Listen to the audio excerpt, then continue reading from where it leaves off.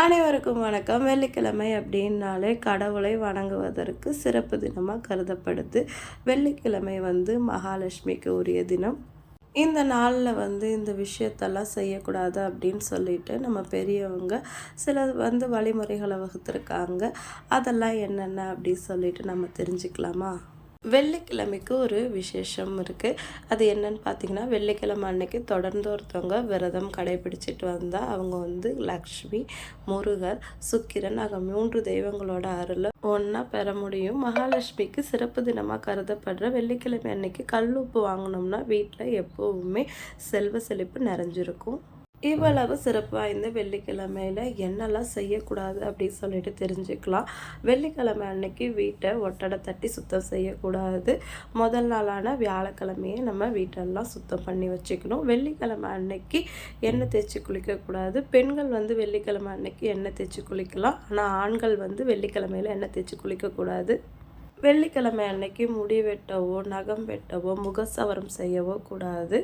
பூஜை செய்ய தேவையான பொருட்களை வெள்ளிக்கிழமை அன்னைக்கு விளக்கி சுத்தம் பண்ணக்கூடாது. முடிஞ்ச வரைக்கும் பூஜை அறை பொருட்களை முன்னாடி நாளைக்கே சுத்தம் செஞ்சு வச்சுக்கிறது ரொம்பவே நல்லது.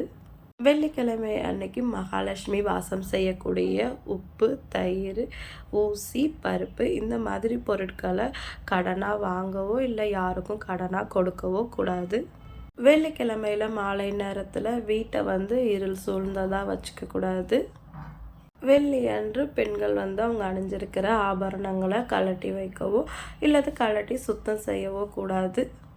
வெள்ளிக்கிழமையில் 10:12 ராகுகால நேரத்தில் கோவிலில் போய் துர்க்கைக்கு விளக்கு போடலாம். ஆனால் வீட்டில் விளக்கேற்றக்கூடாது. அப்படி விளக்கேற்றுறதுனால வீட்டில் கலகம் ஏற்படலாம். வெள்ளிக்கிழமை அன்னைக்கு பழைய துணிகளை தைக்கக்கூடாது. பழைய அழுக்கு துணிகளையும் சேர்த்து வைக்கக்கூடாது. அப்படி சேர்த்து வைக்கிறதுனால கடன் சுமை அதிகரிக்கலாம். 5:30 மணிக்கு மேலே தலை வாரக்கூடாது. அதே மாதிரி செடிகள்லேருந்து பூக்களை பறிக்கக்கூடாது. பொழுது போனப்புறம் செடிகளை தொடவே கூடாது.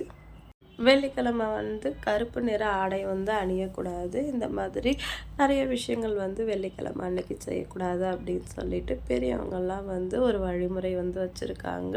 இதில் உங்களால் எதை பின்பற்ற முடியுமோ அதை முடிஞ்ச வரைக்கும் கடைப்பிடிச்சா மகாலட்சுமியோட அருள் நம்ம வீட்டில் எப்போவுமே நிறைஞ்சிருக்கும். இந்த வீடியோ உங்களுக்கு பிடிச்சிருந்தா லைக் பண்ணுங்கள். உங்கள் ஃப்ரெண்ட்ஸ் அண்ட் ஃபேமிலிக்கு ஷேர் பண்ணுங்கள். மறக்காமல் இந்த மாதிரி வீடியோக்களை பார்க்க நம்ம சேனலை சப்ஸ்கிரைப் பண்ணி வச்சுக்கோங்க. இன்னொரு பயனுள்ள வீடியோவில் உங்களை நான் மீட் பண்ணுறேன். டாடா பாய்.